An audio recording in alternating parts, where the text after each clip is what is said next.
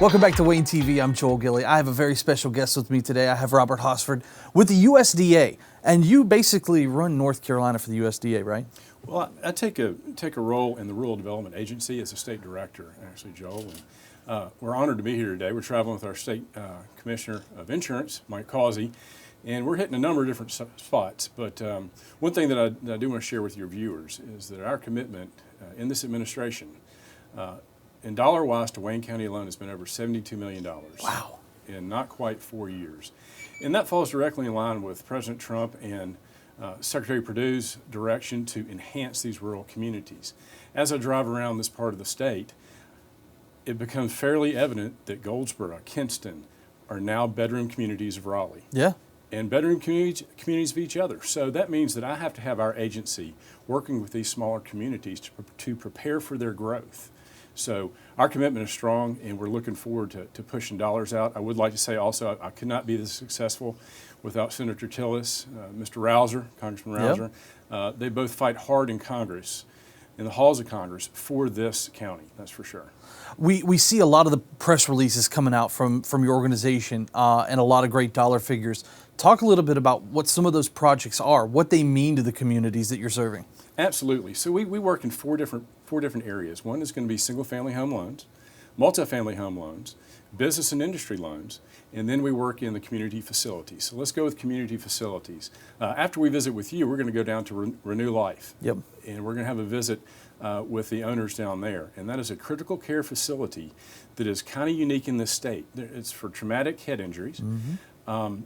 And there are 60 beds to accommodate that particular injury in the state of North Carolina. Once we get this building out of the ground, they'll have 44 of the 60. Wow. So it's a very important benefit that we're bringing to the community. Additionally, just before we came to see you, we were up in Fremont, just up the road, 10, 12 miles.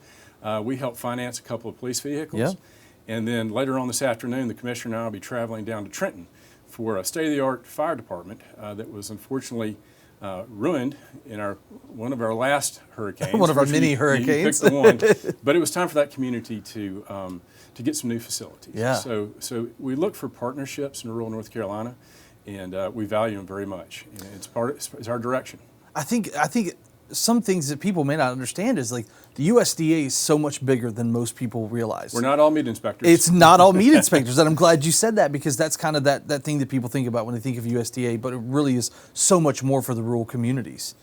It really is. So the backbone of our agency was the old Farmers Home Administration. Yeah.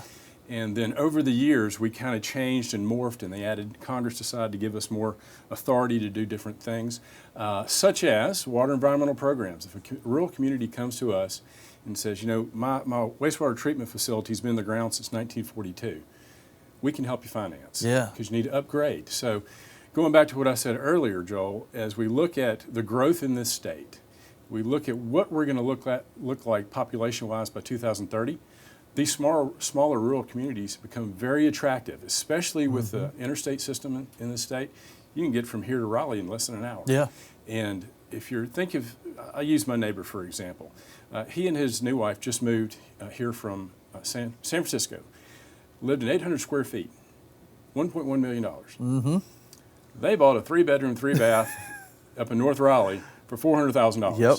And he's willing to make that 40-minute drive to RTP. Yeah. So it's a changing demographic, and that means that as I have the ability to work with my agency and my colleagues, I have to get in these rural communities and help them prepare for growth, because you don't prepare for growth when it's happening. Yeah. You're 5 years ahead of it.